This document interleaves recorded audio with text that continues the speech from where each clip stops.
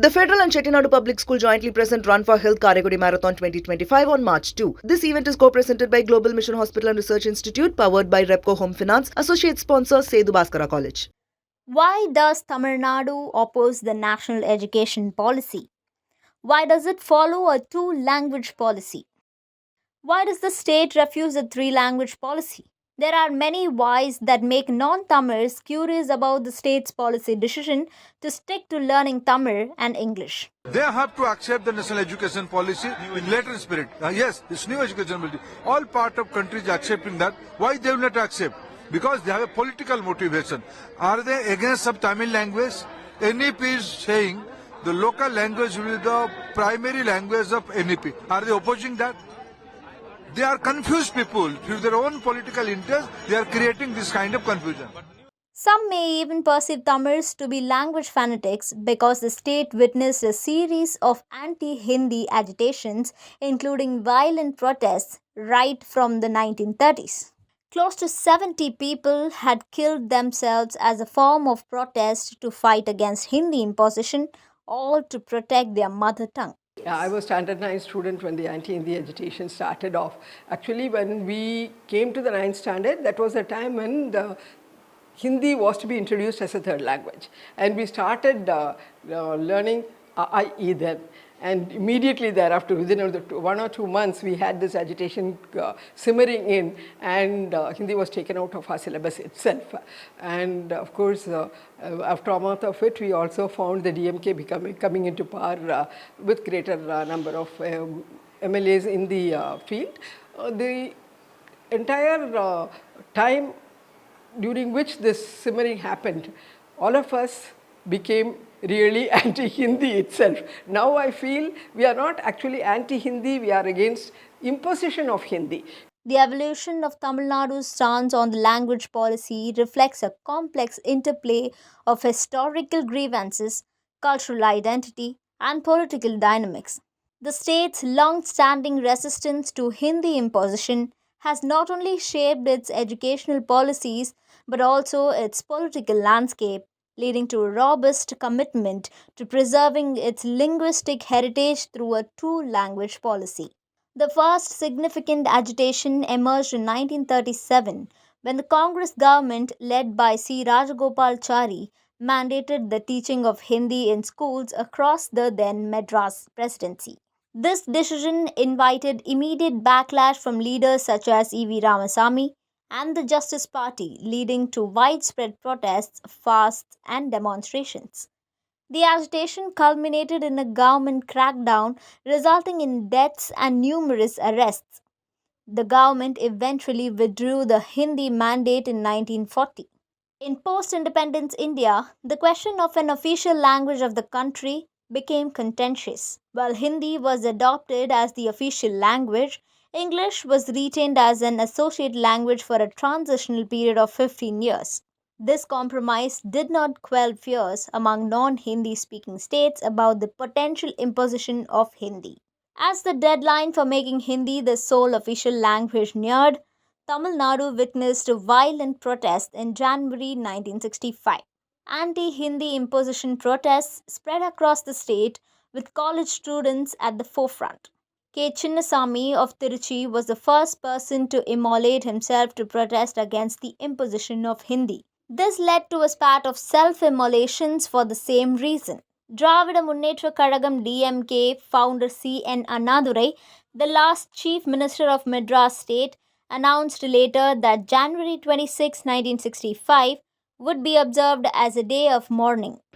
இதற்காக திராவிட முன்னேற்ற கழகத்துக்காரர்களுக்கு மட்டும்தான் அதிகப்படியான உரிமை இருக்கின்றது மொழிப்போர் தியாகிகள் தினம் வீரவணக்க நாள் கொண்டாடுவதற்கு என்று சொல்லுவதற்கு காரணம் இதுதான்.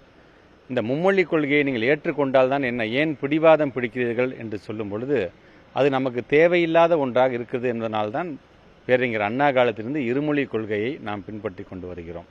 அண்ணாவே அதற்கு பல விளக்கவுரைகள் சொல்லியிருக்கிறார்கள். ஏன் நம்முடைய முத்தமிழர் கலைஞர் அவர்கள் சொல்லியிருக்கிறார்கள். தமிழ்நாட்டு முதலமைச்சர் சொல்லியிருக்கிறார்கள்.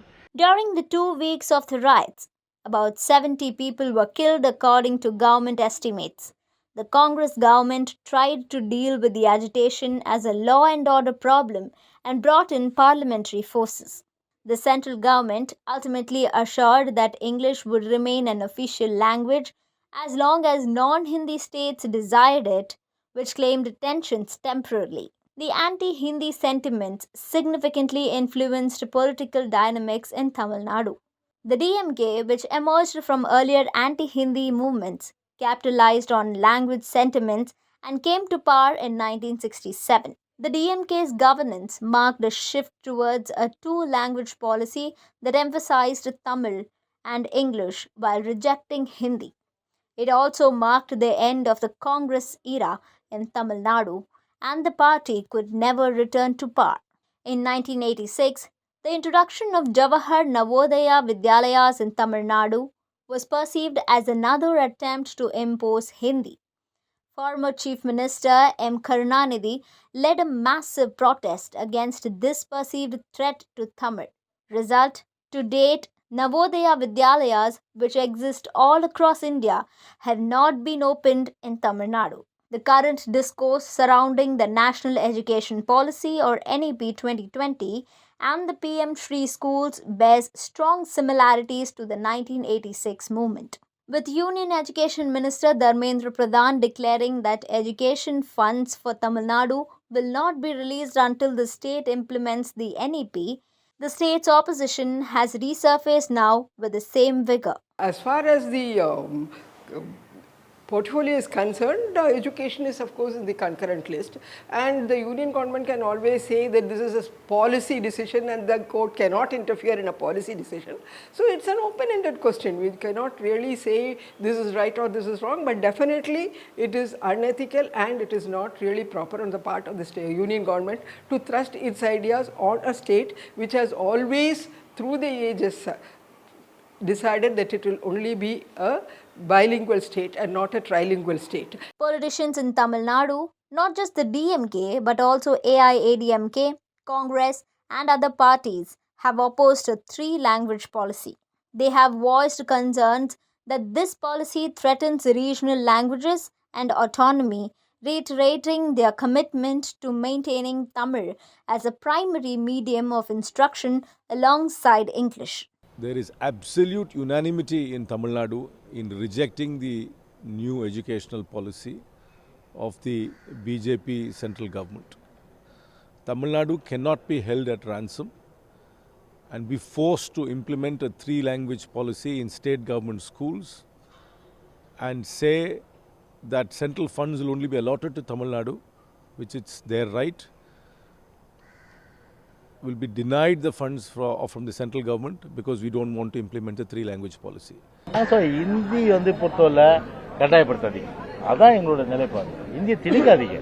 ஹிந்தி பிரச்சார சபா இருக்கு, அதுக்கு பணம் ஒதுக்கிங்க, யார் வேணாலும் போய் கத்துங்க, நீங்க கூட கத்துங்க, எல்லாமே அது உங்க விருப்பம். அது விருப்பத்தை யாரும் தடை செய்யல.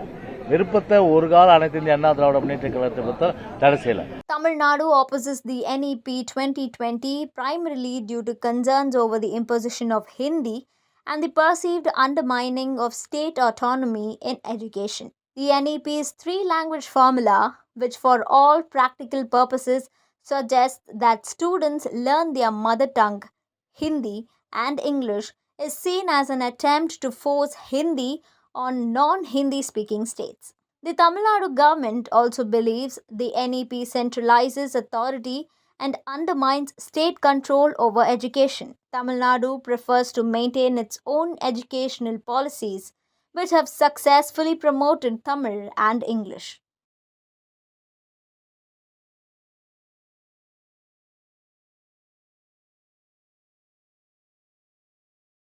The Federal and Chettinadu Public School jointly present Run for Health Karegudi Marathon 2025 on March 2. This event is co-presented by Global Mission Hospital and Research Institute, powered by Repco Home Finance, associate sponsor Sedhu Bhaskara College.